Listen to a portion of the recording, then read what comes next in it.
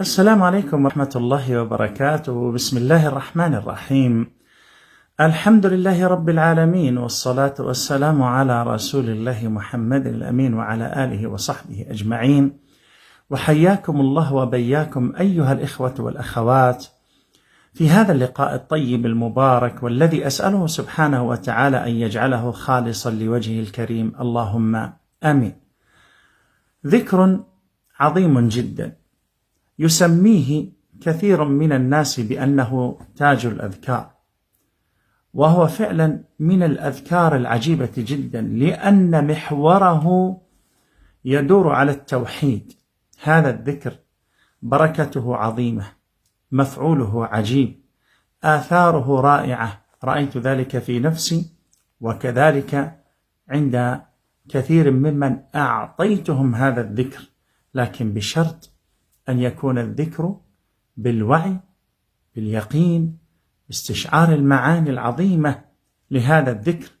هذا الذكر ورد عند البخاري ومسلم من رواية أبي هريرة رضي الله عنه أن النبي صلى الله عليه وسلم قال: من قال لا إله إلا الله وحده لا شريك له، له الملك وله الحمد وهو على كل شيء قدير. من قال، ركزوا، لا إله إلا الله وحده لا شريك له، له الملك وله الحمد وهو على كل شيء قدير 100 مرة. ما هي النتيجة؟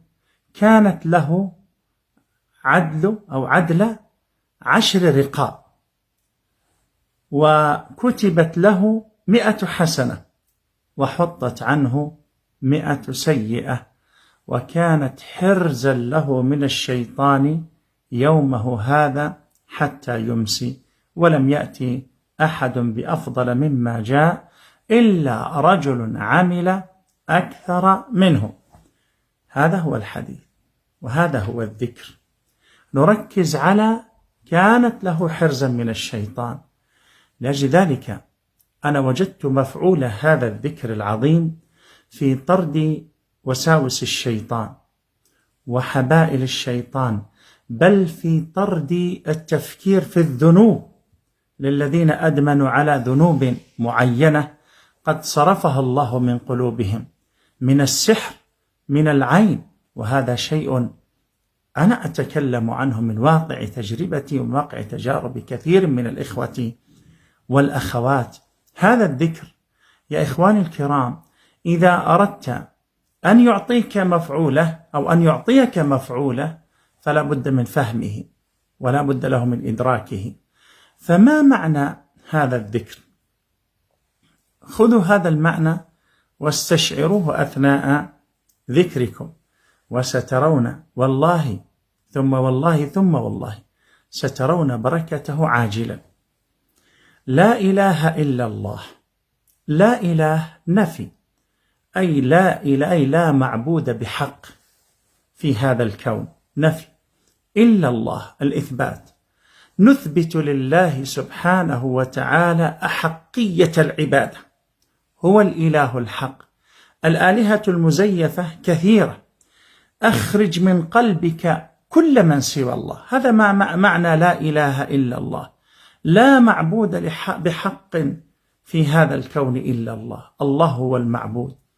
الدعاء لا يكون إلا لله، السجود لا يكون إلا لله، الإخبات لا يكون إلا لله، الخوف الحقيقي والخشية لا تكون إلا لله، الاعتماد والتوكل لا يكون إلا لله، الاستغاثة لا تكون إلا لله. إذا دخلت على الله في الدعاء فتذكر لا إله إلا الله. ما أحد، والله ما في أحد في هذا الكون يستطيع فعلا دون إذن الله أو إرادة الله. والله لا يكون في مملكة الله إلا ما يريده الله.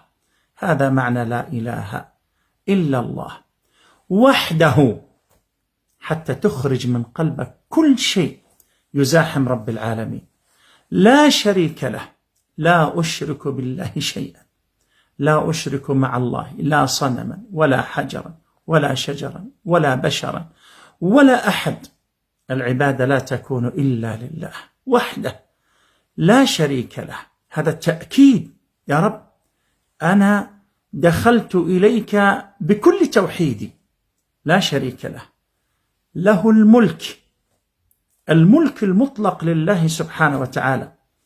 المالك الحقيقي لهذا الكون هو الله، الفعال الحقيقي في هذا الكون هو الله، السيد لهذا الكون هو الله، المتصرف في هذا الكون هو الله، له الملك لأنه هو خالق الأشياء.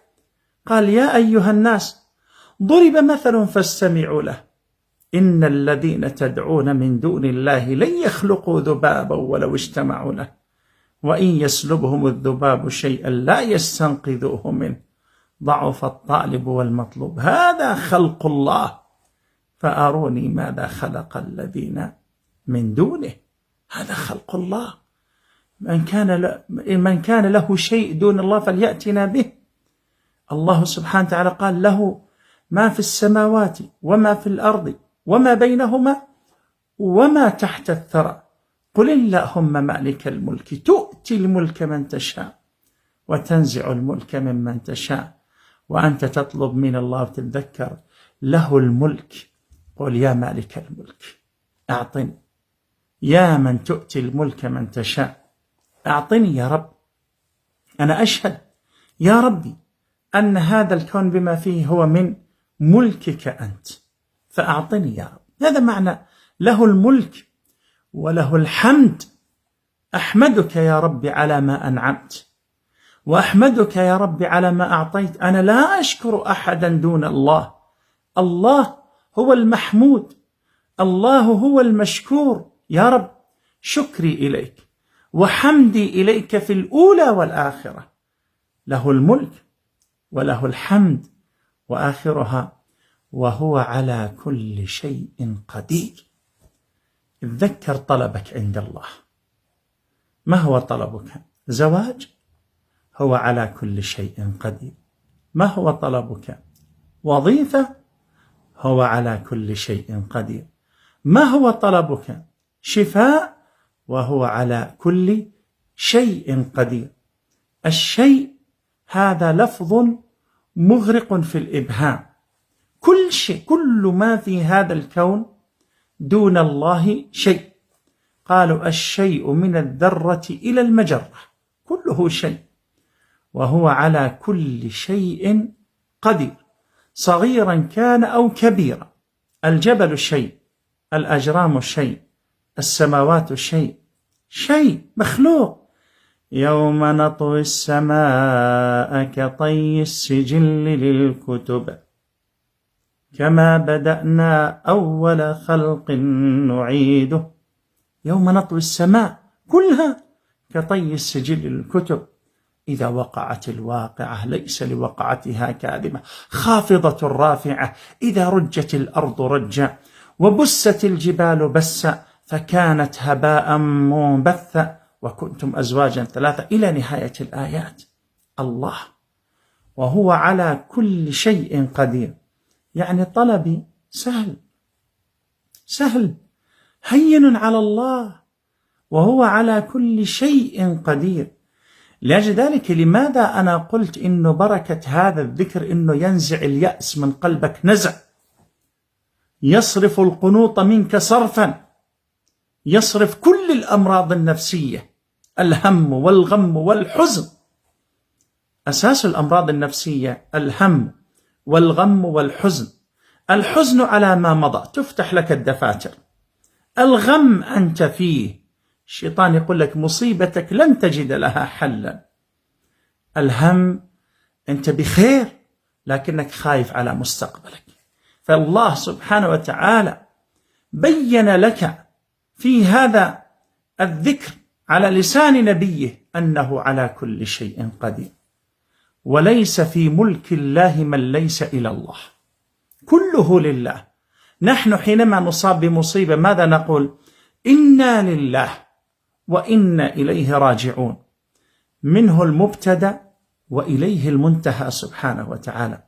إذن يعني إذا جاءتك الوساوس أو كنت في هم أو كنت في سحر أو كنت في كذا، قل لا إله إلا الله وحده لا شريك له، يعني أتوسل إليك يا رب بتوحيدي، أنا يا رب لا أشرك بك شيئا، لا إله إلا الله وحده لا شريك له. يا رب أدعوك بإخلاصي وحده لا شريك له، أنا لا أشرك مع ربي شيئا، لا أرائي ولا أدخل مع دعائي أحدا سوى الله سبحانه وحده لا شريك له، له الملك. يا رب ملك، أنت صاحب الملك، أخرجني من همي، همي علاجه عندك يا رب، يا ربي أنا ملكك، يا ربي تولني. له الملك وله الحمد وهو على كل شيء قدير. يا الله، فتشعر أنك الآن دخلت إلى رياض الأنس، إلى رياض الطمأنينة، إلى رياض التوحيد الخالص لله سبحانه وتعالى. وما تقرب عبد إلى الله بقربى أعظم من تحقيق الإخلاص، أعظم من تحقيق الإخلاص وتحقيق التوحيد، لا إله إلا الله وحده لا شريك له. فهموا هذا المعنى، له الملك. الحمد لله إنه مطلبي من ملك الله ليس من ملك البشر، لأنه والله البشر جبلوا على الغدر وجبلوا على الشح وجبلوا على المنع، أما الله فإنه الكريم الجواد الغني سبحانه وتعالى، له الملك وله الحمد. إذا توجه بحمدك إلى الله ليعطيك الله، وهو على كل شيء قدير. يا الله، إن الله على كل شيء قدير. تمام؟ إن الله، إنك على كل شيء قدير. قل اللهم مالك الملك تؤتي الملك من تشاء وتنزع الملك ممن تشاء. قال فلما تبين له قال أعلم أن الله على كل شيء قدير. سبحان من يحيي الموتى، سبحان من يحيي العظام وهي رميم. قل يحييها الذي أنشأها أول مرة وهو بكل خلق عليم سبحانه وتعالى. فسبحان الذي بيده ملكوت كل شيء وإليه ترجع وهو على كل شيء قدير. استشعروا هذا المعنى وأنتم تطلبوا من الله وأنت تدعو الله.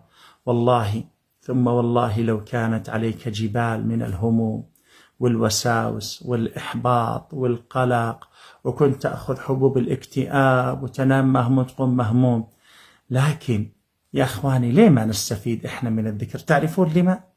لأنه لا إله إلا الله وحده ولا شريك له له الملك وله الحمد وهو على كل شيء قدير. لا إله إلا الله وحده ولا شريك له. لا لا لا، لا إله إلا الله. تشعر إنه ما في الكون وحده ما أشرك، لا شريك له، أنا لا أشرك.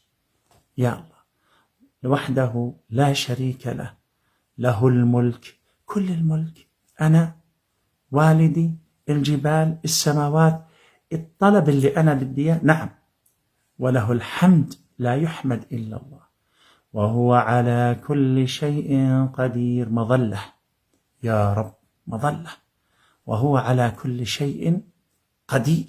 عيشوا هذا المعنى. أنت إذا عشت هذا المعنى تتخلص من كل همومك ومن كل وساوسك. افعلوا وستروا وأبشروا، ادخلوا على الله بهذا الذكر العظيم. الله يرضى عنا وعنكم.